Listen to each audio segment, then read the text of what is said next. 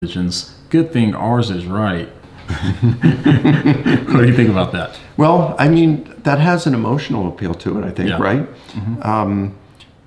And I've thought that myself at times. But then when you actually sit down and you look at the evidence for other religions, you find that the evidence for Christianity is far superior than we have for other religions. Yeah. In fact, Antony Flew, while he was an atheist, while he was one of the most influential atheists of the 20th century, in his debate with at California with Gary Habermas, he said that the miracles that we find in the Gospels have far more evidence for them than any other miracles of other religions. Oh, yeah. I mean, you could apply the same thing to competing worldviews and say, gosh, there are so many different worldviews, good thing ours is correct. Right. And then you look and you say, okay, there's theism, the belief that God exists. There's atheism, the belief that God does not exist. Right.